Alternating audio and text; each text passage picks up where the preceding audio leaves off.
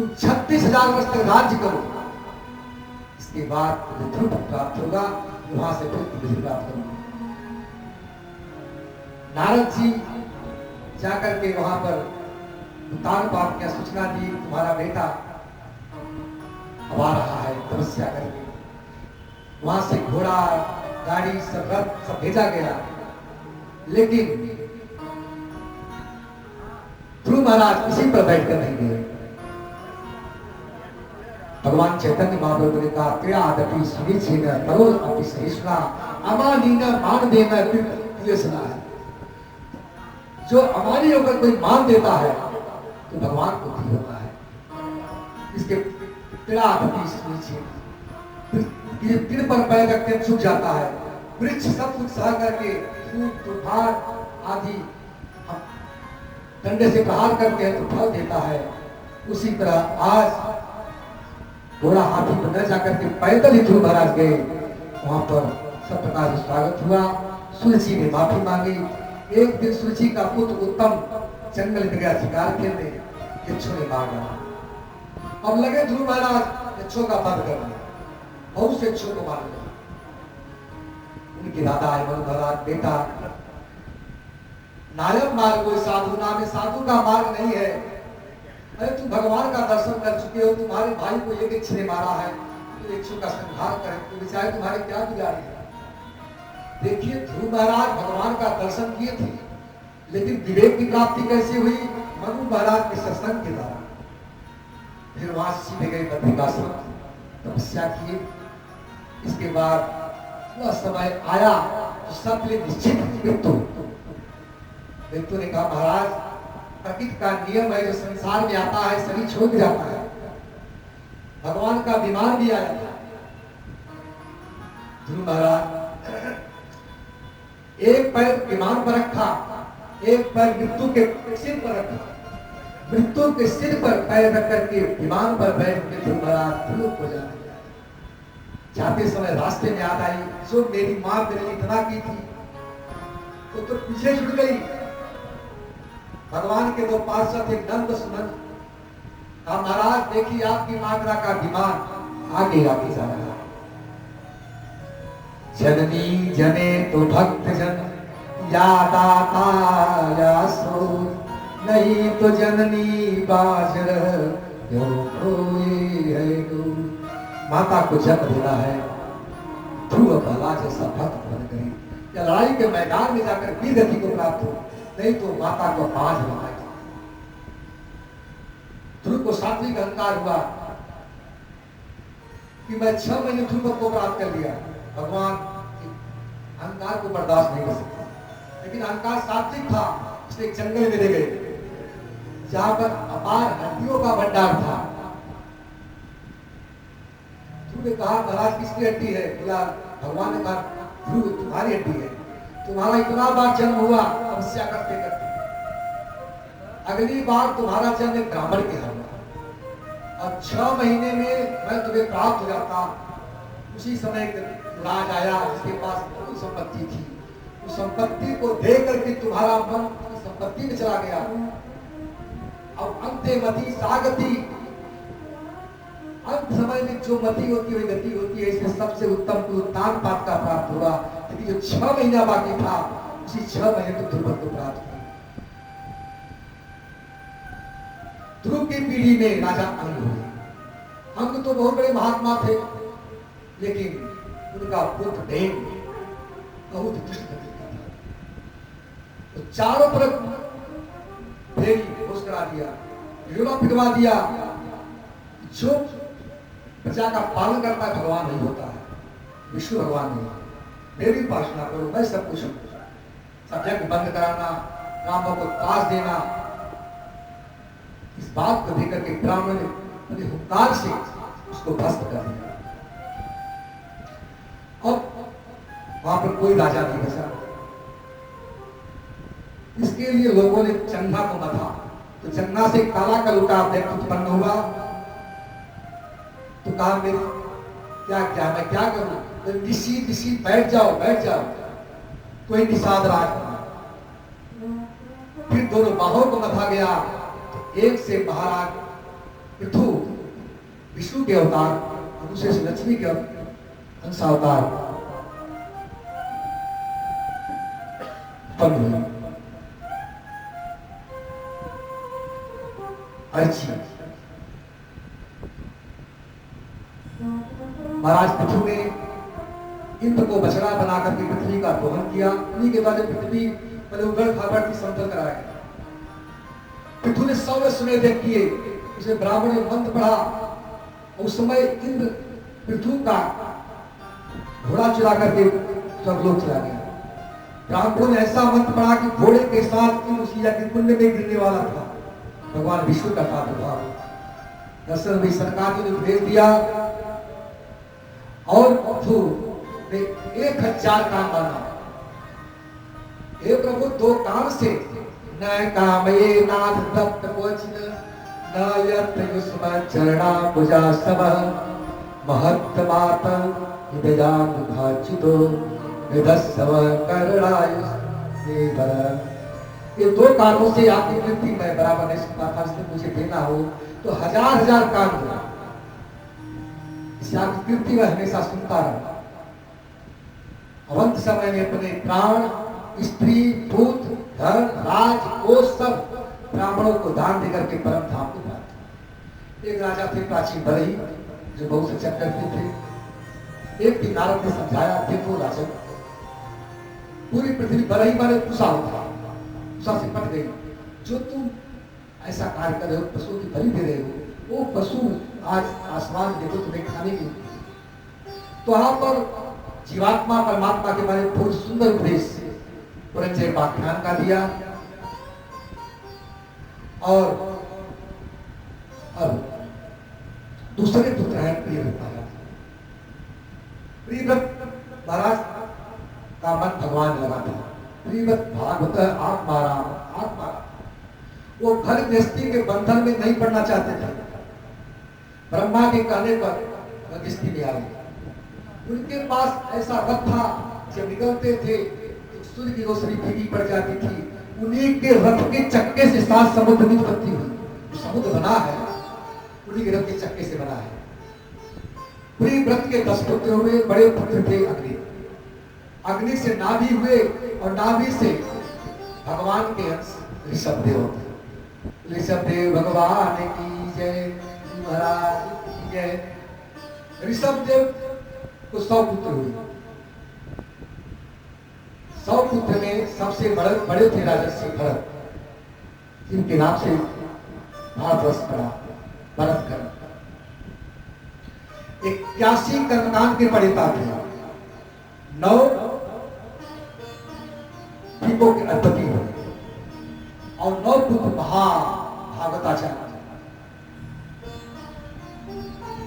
कबीर हरि अंतरिक्ष प्रबुद्ध विपलायन आविर्भूतस्य चामस करवाजन।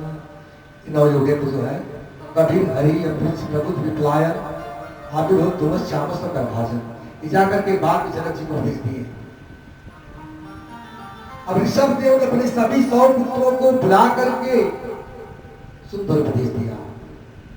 नायम देहो देह भाजा लोके कष्टान कामान ते विभुजम भुजामे तपो दिव्यम पौत्रकायेन सत्तम शुद्धेन यस्मात् सत्यम तदन्तम। हे पुत्रों, ये दुर्लभ मानव शरीर को प्राप्त करके तुम्हें चाहिए कि धर्म की प्राप्ति करें। ये कुकर शुकर की भांति उसको यूं नहीं गवा देना चाहिए। इसे मत पुरुषों की सेवा करिए। अरे जो व्यक्ति अपने पुत्र को, गुरु व शिष्य को, पिता को, माता को मृत्यु की फांसी से नहीं बचा लेता, न माता है, न पिता है, न गुरु है। गुरु गुरु न स्यात्, गुरु न स्यात्, पिता पिता न स्यात्, जननी न स्यात्। इसलिए कोई नहीं जो अपने प्रजनों को मृत्यु की फांसी से न बचा। जाके पिन राम वैदेही सो छाड़ियो कोट वैरी सत्य परम सनेही तजो पिता प्रहलाद विभीषण बंधु भरत महतारी बल गुरु तजो। इसलिए जो भगवान के लिए ऐसा न करे उसका परित्याग करना चाहिए। काम क्रोध लोभ मोह जो है ये आई प्रकार सब प्रकार से जीव को कर्मबंधन में बांध देते हैं। इसलिए सबसे बढ़ करके अपने मन को भगवान लगाइए। ऋषभ देव एकांत में जाकर के जहां पर पागलों की बात रहना, मल मूत्र में लिपटे रहना, लेकिन उनके मल से सुगंध नहीं आती, सुगंध आता था। इसी मल में लिपटे रहना, चित्रे पहनना, पत्थर में डाल लेना, एकदम अद्भुत रूप में चाह गई चिंता गई, चाह गई चिंता नसी बनवा बेपरवाह, जिसको कुछ चाहिए सोई सा दुनिया के चमत्कार से दूर रह करके ऋषभ देव भगवान स्नान करना, नंगा रहना, मल में लिपटे रहना, सब प्रकार त्याग करते हुए अपने शरीर का परित्याग करना। अब उसी उपदेश को सुनकर के उनके बड़े पुत्र थे भरत, जो पूरे विश्व के सम्राट थे। अगर किसी को थोड़ा सा पद मिल जाए, सोमानी है, डालमिया, नागा, हिंदुजा, अंबानी, लक्ष्मी मित्तल, क्या क्या विलियम गेट्स, इतनी पदी मिल जाती है। पूरे विश्व के चत सम्राट थे महाराज भरत। लेकिन जब इस उपदेश को सुना, पूरे सम्राट पर बल के समान त्याग दिया। इसे बल को त्यागने पर जीव रिलैक्स होता है, आनंद की अनुभूति करता है। ये बीवी बच्चे परिवार राज बल के समान भाव लग रहे थे, इनका परित्याग कर दिया। इसलिए भगवान के भजन के अपने के 5 पुत्र थे, सुमित, राष्ट्रवीर, सुदर्शन, आवड़, धूमकेतु। तो अपने पुत्र को राज देकर के चले गए दामोदर कुंड के पास भजन करने। अब देखिए भगवान की लीला, ये तो गए थे भजन करने के लिए, और भगवान ने अपने भक्तों को निमित्त मात्र बना करके लीला करते हैं। ये राजर्षि भरत के लिए लागू नहीं होता। जैसे गुणाकेश है अर्जुन, तो अर्जुन के ऊपर माला कैसे व्याप्त होगी, लेकिन भगवान कृष्ण अर्जुन को निमित्त मात्र बना करके हम लोगों को भेज दिए। उसी प्रकार हम लोगों पर कृपा करने के लिए आज भरत को निमित्त मात्र बनाए। भगवान कहते हैं जो मेरे लिए एक पक्ष चलता है, मैं कई पक्ष चलता हूँ। आज भरत पूरे विश्व के सम्राट पद का परित्याग करके भगवान के भजन के लिए जा रहे हैं, तो भगवान को माला में क्यों डाला? लेकिन बता रहे अगर थोड़ी सी गड़बड़ी हुई तो हम बिगड़ सकते। एक हिरणी थी जो गर्भवती थी, शेर पीछा किया, घर से भागती हिरणी आई जहां पर दामोदर कुंड में अपने काल संध्या के तर्पण कर रहे थे। उन्हीं के सामने हिरणी दहाड़, जब सिंहनी ने दहाड़ मारी तो हिरणी इस पार से उस पार छलांग लगाई और उसके उधर से जो शावक था बच्चा इन्हीं के सामने गिरा। फिर किस की रक्षा करना इनका धर्म था। सरस परित्यागो महापातक वो हुए, शरण में आए की रक्षा करना ना धर्म है। अगर छोड़ देते बहुत होगा पाप लगता है। चाहे तो छोड़ करके बाहर निकाल देते, लेकिन उसी में जा सकते हो गए सोचे कि सब कुछ इसका सहारा तो भाई। अरे जाके राखे साइया मार सके ना कोई, बाल दबाका कर सके जो जग में। अगर मारना चाहेंगे इतनी व्यवस्था करी मार देंगे, और बचाना चाहेंगे इतनी तो व्यवस्था रहे बचा सकते हैं। अभी थाईलैंड में 2-3 साल हुआ, इस बच्चे फंस गए थे जाकर के जल पीछे पानी में, कई दिनों तक सुरक्षित रहे, और जो निकालने वाला गया सबको निकाल दिया, अंत में वही शरीर छूट गई, मारा गया। तो आए थे हर भजन को ओटन लगे कपास, भगवान के भजन के लिए आए थे, लेकिन भजन छूट गया। आज हृदय में आसक्त हो गए, और हृदय के लिए जो भी करता था उसके साथ खेलना कूदना ये दशा होता था। रोता था, रोते थे, सब कुछ जो करता था वही करते थे। एक दिन आई, शेर साथ में आया, उसके साथ में बच्चा चला गया। अब उसके वियोग में अपने शरीर का परित्याग कर दिया, तो अंत्यमति सागति, जो अंतिम में जो की मति होती है, अंतकाले जो जीव का मतलब मति लगती है जहां पर वही गति होती है। इनका हिरण मति लगी नहीं और हिरण योनि में जन्म हुआ।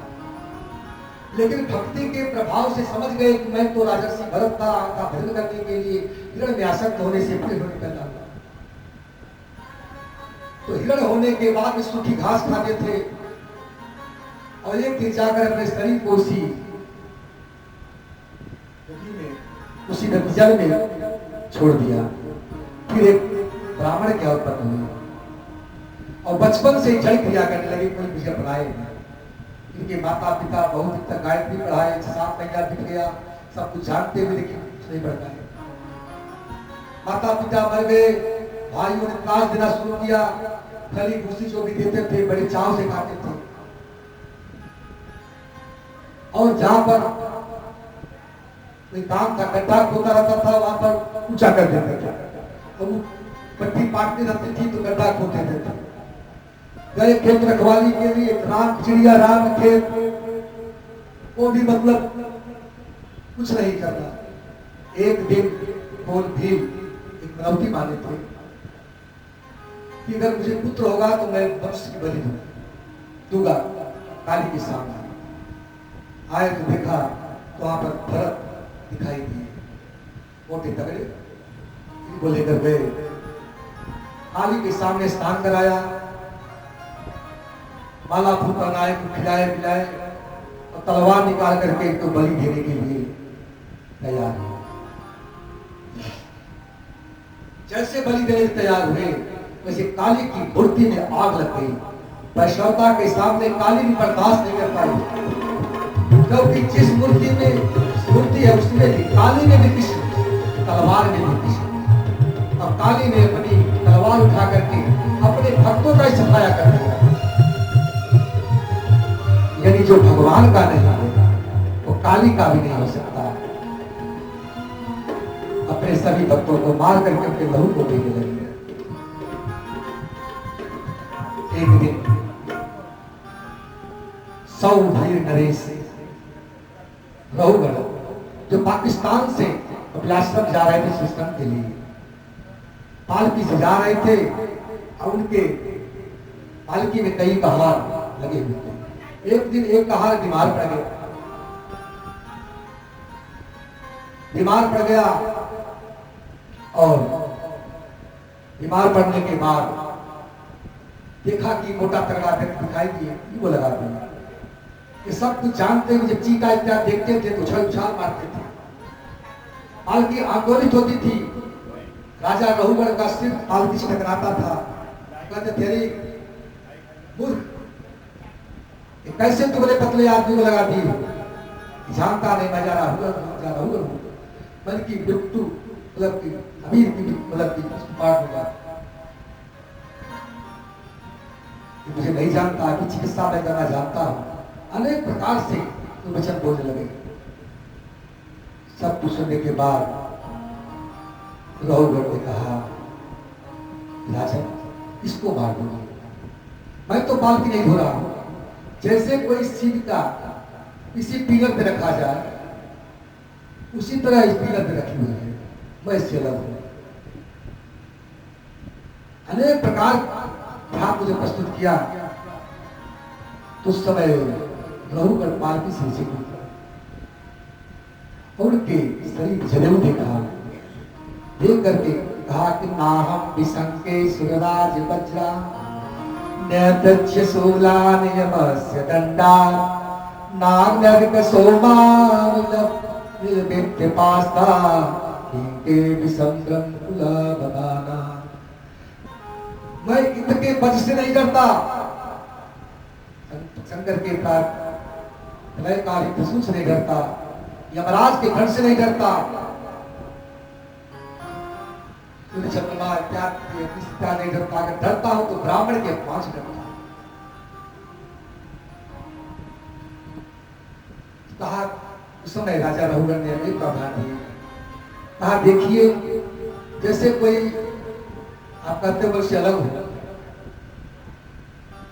आत्मा से शरीर आत्मा लगा, लेकिन जैसे कोई पटलोई में चावल को रखे, जल रखे उसमें चावल डालो। तो पहले जल गर्म होगा, फिर चावल गर्म होगा, फिर बाद चावल पकेगा, कटोरी गर्म हो, चावल जल चावल।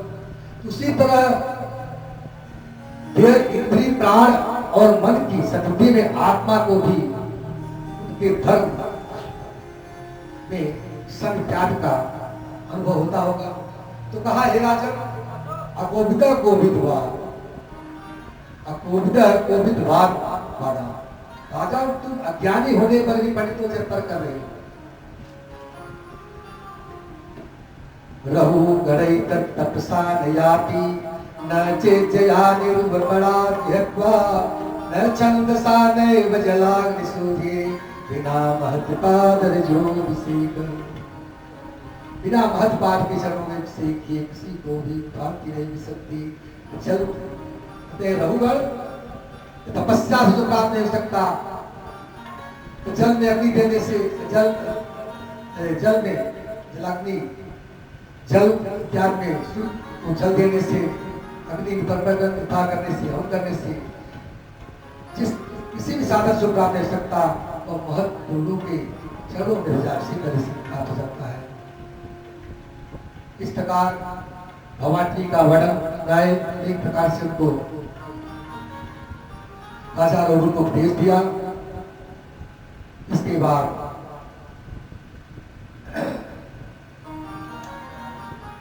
फतेह राजन इस पृथ्वी के 99,000 की धुरी पर नरक है। भागवत में 28 बार गरुड़ पुराण में 21 और उसे नरक की संख्या तो 84 लाख है। 84 लाख हो गए, 84 लाख नरक है।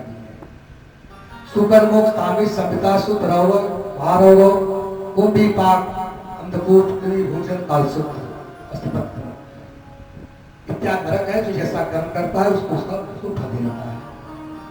इस बात को सुनकर के महाराज परीक्षित ने कहा कि देखिए राजन, इस संसार में जो भी आया है कर्म करता है, हर कर्म पर नरक की योजना बनाई गई है। इसे छूटने का उपाय क्या है? कहा के चित केवल या भक्त्या वासुदेव परायणा अगम धुनवंति काष्टेन निहार भास्कर। इसके लिए केवल भगवान की भक्ति है। भगवान की भक्ति करने से क्या होता है कि वासुदेव के परायण हो जाता है, तो अगम सुनवंति काष्टेन उसके पाप उसी प्रकार भूल जाते हैं जैसे सूर्य के उदय होने पर, भास्कर के खुलने पर, भोर भास्कर खुलने पर अंधकार गिर जाता है। इस प्रकार कहते हैं, देखिए कानपुर के पास कन्नौज में एक अजामिल नाम का ब्राह्मण था। वह अपने पिता की संविदा के लिए जंगल में गया। वहां से लकड़ी लाऊंगा तो पिता हवन करेंगे।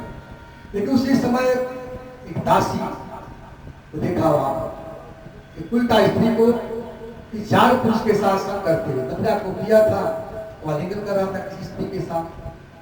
जब उसको देखा तो उसका दिमाग खराब हो गया।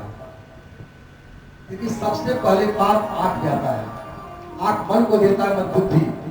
अगर बुद्धि इसका विचार सही नहीं कर पाए तो बेचारा मार जाता है। आज अपनी सुशीला पत्नी का त्याग करके अजामिल उस जो उल्टा स्त्री थी उसको अपना लिया। उसके संग से 9 पुत्र उत्पन्न हुए। उसके लिए पालन पोषण के लिए अनेक प्रकार के दुष्कर्म करने लगा, मारना, काटना, लूटना, सब कुछ किया करने लगा। बहुत बड़ा पाप किया। एक दिन एक महात्मा उसके पास आए और कहा कि अजामिल, मैं तुमसे कुछ वरदान मांगता हूं। मैंने कहा, मैं तुमको लूटा नहीं, तुम वरदान क्या मांगेगा? उसकी पत्नी ने कहा, चुप रहो, महात्मा जो मांग रहे मांगने दो। तो कहा, देखिए तुम्हारी पत्नी इस समय गर्भवती है और जो पुत्र होगा उसका नाम नारायण रखना। कहा ठीक है, नारायण रखा। नारायण के पद बहुत बढ़िया शक्ति है। छोटा पुत्र था, नारायण आओ, नारायण करो, नारायण करो, अनेक प्रकार से करता रहा। एक दिन अवस्था है जो सबके लिए निश्चित है। 89 वर्ष उम्र हो गया। यम के दूत आए लेने के लिए। और यम के पास को जामिन के कारण शरीर में लगा करके सूक्ष्म शरीर को खींचने लगे। तो जन्म मरद दूसरा दुख हुई, जन्म मृत्यु किसे अपार कष्ट होता है, जब खींचने लगे तो अपार कष्ट हुआ।